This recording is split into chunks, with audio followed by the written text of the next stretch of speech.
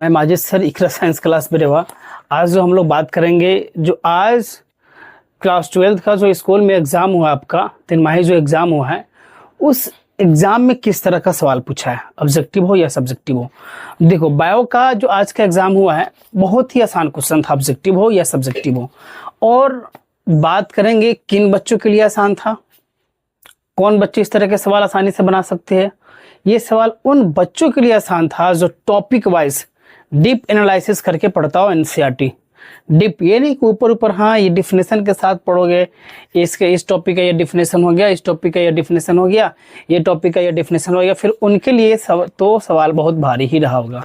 जो अगर topic wise अगर आप पढ़ते हो डीप एनालिसिस के साथ, डीप एनसीईआरटी पढ़ोगे, अगर पढ़े होंगे आप, तो ये सवाल आपके लिए बहुत ही आसान रहा होगा। चलो देखते हैं, बात करते हैं कौन कौन सा चैप्टर से सवाल पूछा गया। तो सबसे इसमें ऑब्जेक्टिव सब्जेक्ट दोनों की बात करेंगे।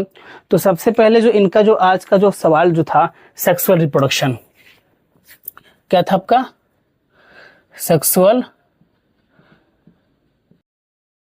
Reproduction of flowering plant. इनसे भी ऑब्जेक्टिव सवाल काफी ज्यादा पूछा गया था। Sexual reproduction of flowering plant. दूसरा क्या था? Human reproduction. दूसरा क्या था आपका? Human reproduction.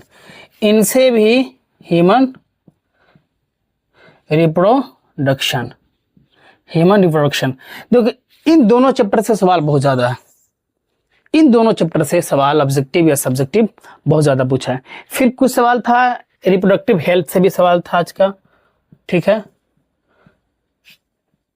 रिप्रोडक्टिव हेल्थ से भी आपका सवाल था। फिर कुछ सवाल था आपका जेनेटिक्स से भी सवाल था। बेसिक जेनेटिक्स ज्यादा डीप नहीं पूछे हुआ है, डीप सवाल नहीं पूछे हुआ है, बहुत बेसिक सवाल पूछे हुआ है। अगर बच्चा 10th क्लास में ही पढ़ा होगा ना जेनेटिक्स, तो वो बच्चा आराम से बना सकता है इसको। ज्यादा डीप सवाल नहीं था जेनेटिक्स का।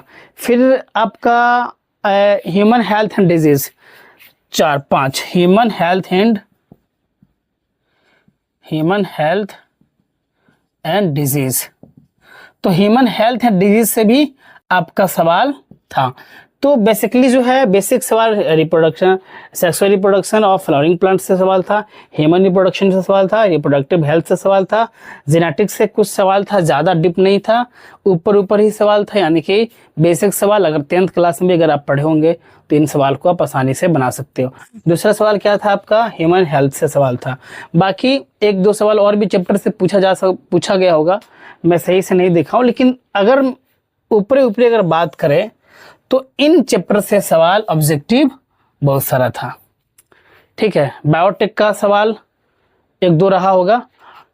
तो और जेनेटिक्स से बहुत बेसिक सवाल था। सेक्सुअल रिप्रोडक्शन, ह्यूमन रिप्रोडक्शन से सवाल थोड़ा सा डिप था। थोड़ा सा क्या था? थोड़ा सा डिप था, ज्यादा डिप नहीं था, बहुत लो लेवल का सवाल था।